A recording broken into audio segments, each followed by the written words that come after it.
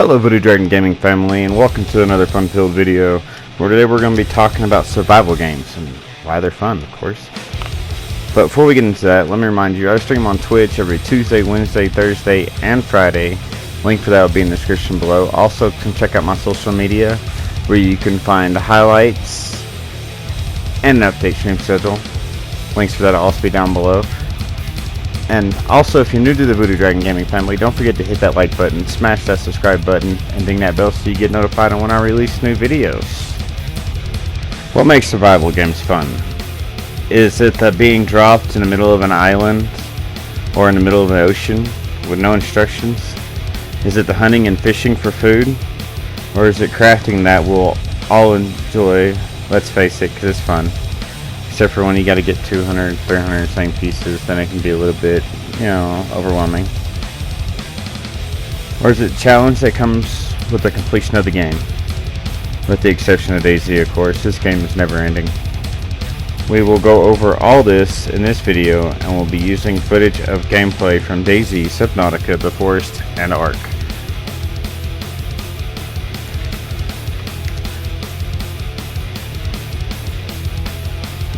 Alright, going over footage of the Ark first. Let's talk about hunting. Now, just about in every game, you can craft many things to hunt with, including a spear. Hunting can be relatively easy. Dodos didn't go extinct for no reason, See? They're everywhere.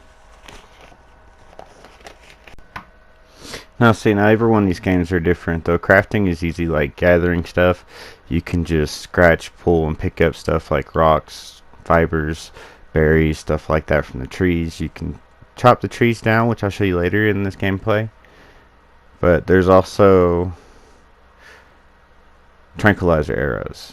So you can get you a good little friend going,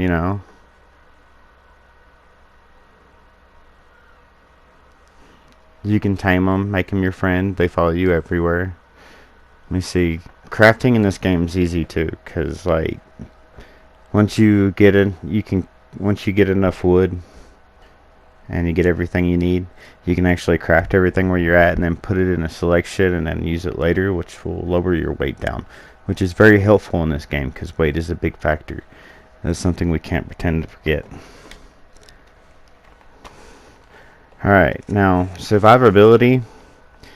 Of course, this one, depending on where you start off, the first time I started this game, I was stuck in a place where I didn't really have a chance to survive all that well because I was getting chased by Deinonychus, and I didn't even have a chance to craft anything to begin with.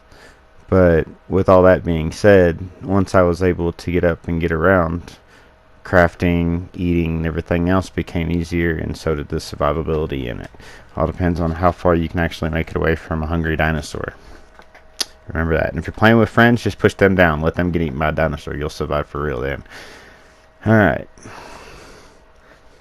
I think we talked about crafting in this game. It's easy to craft. Everything's either R2, triangle, or square, depending on how many you want. I think square does 5, triangle does all, and you can craft everything you need, have them all set up, and then be able to carry more stuff. It's as easy as that. This is actually a really easy game to start playing once you actually make it past your survivability.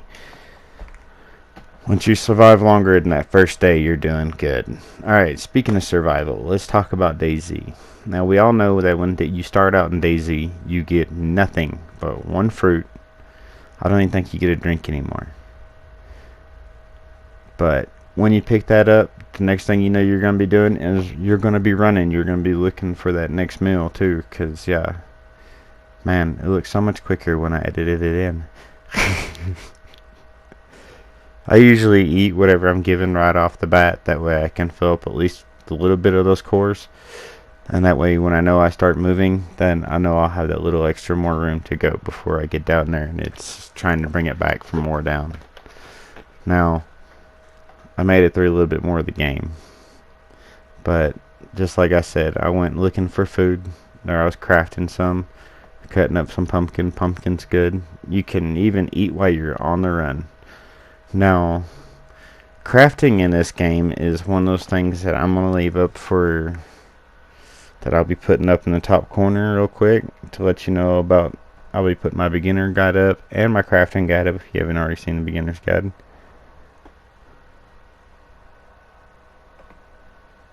So, yeah. I do like this game because you can fish as well. You don't have to just hunt.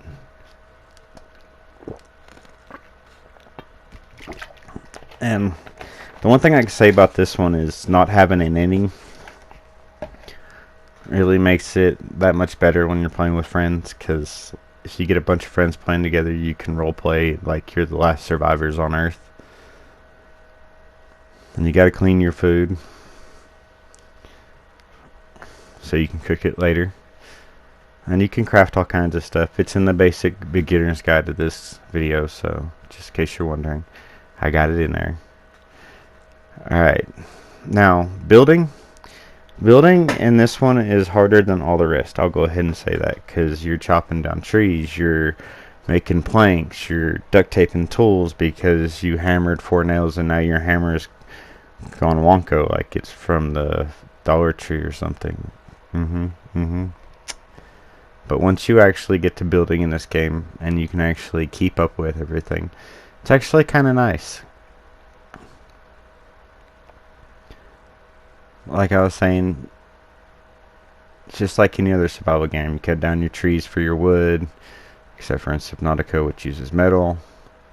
But this one is a little bit more tedious to the whole thing. You have to dig your holes for your stakes. You have to cut your log out to make a plank. And you have to have nails in order to do all this, by the way. And lots and lots and lots of duct tape. Lots of duct tape. You'll see why when you play the game. But duct tape is a big factor in this game, especially with building, because you're not going to have that many building supplies if you don't have duct tape. But building comes in steps in this game. Like I said, it is the hardest. Like, you can go in, you can make a floor and 4 walls and a ceiling and on Ark or the forest. I don't know. The forest is just time consuming because you gotta get each individual log, but with everything you need for that one, it's that much easier. Man, as we watch me go through this whole little tower and building, but you'll be able to find the YouTube for this video as well. It's my basic building guide. But just to give you a sneak peek of what goes on, and what I think is the funnest part about survival games is actually the building and the trying to keep safe and have a shelter.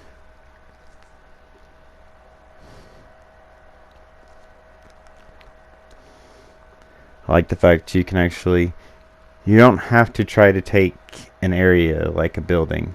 You can actually build yourself just some walls and a little lookout tower and send them somewhere where you won't be seen, and you'll be able to have your own little base inside an official server without fear of retaliation, because nobody sees it. They don't know it's there. Psh, you kidding me?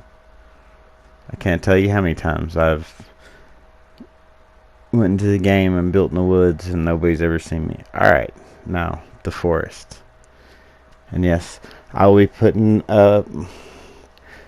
links to videos up in the top left hand corner or top right hand corner of each one of these videos for guides that I have already made for them, so you can check those out. Now, hunting is pretty plain and simple in this one. You can either hunt with a spear, you can hunt with arrows, you can hunt with a slingshot. Let's get that lizard. Yeah.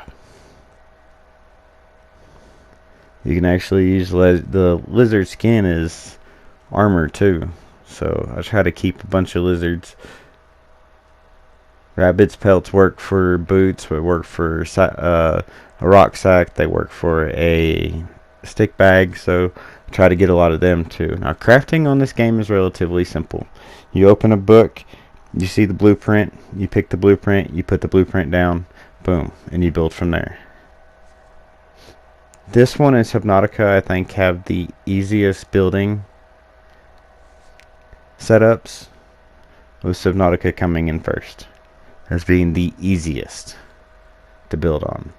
This one is just time consuming because, let's face it, you get 4 logs from every tree. If you want a cabin that's 80 something logs, not to mention a fence around your place, which could be 200-300 logs, like this right here. So you're gonna have to do a lot of grinding on that just to be able to get all those logs and everything. But other than that, I give this game 2 thumbs up as well. The reason I picked these games is because, yeah, they're the only 4 I got actually, and well, even though they are the only 4 I got, I still play them on a regular basis. I love crafting on them. I love the hunting. I love the being surprised by an enemy once in a while. And this one, it seems like every other night I have a Legsy or an Armsy or both at my door going, "Hey, can we borrow a cup of sugar? Cup of sugar's all we need, man." Alright, now my favorite, Subnautica. Now we're going to go over Subnautica quickly because I want to compare them, and this is going to take some time. Subnautica is one of those that I was going to tell you all the endings, but I decided not to. Subnautica is one of those where hunting is as easy as grabbing one fish around you. Be mindful of fish called the bladderfish. It's how you get your water. You can go to your little fabricator and turn it into water. You can dry the fish. I wouldn't cook them. Just find salt and dry your fish. Fish will keep raw or dried. They won't keep cooked. So yeah, once you cook them, you only have so long until they spoil, and they will spoil. Now, survivability in this game, I'd say it's one of the easiest ones to survive into, because I mean, you started off with 2 things of water, 2 things of nutrition bars, and you can actually go through that for a minute.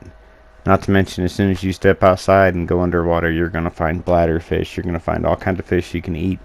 So I mean, survivability on this one's actually pretty great, because as long as you don't go to side and you want to go over by the ship and go swimming with a Reaper Leviathan, you're all good. You can find metal scraps all over the ocean floor. They give you 4 titanium apiece. Yeah, we just picked up 9 titanium. 13 right there. Yep, as easy as that.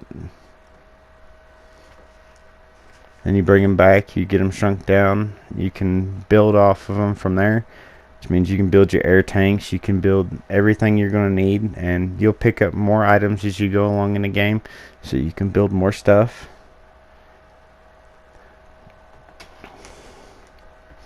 But now, between all of them, I'd have to say that yes, this one is the easiest one for survivability and building, but I do like them all. I mean, they're all pretty damn great. The exception, you know, this one is the only non-multiplayer, so that's the only part that sucks about that. But in comparison to them all, I think they're all pretty awesome games in their own unique rights. But until next time, this is Blue Voodoo Dragon saying peace.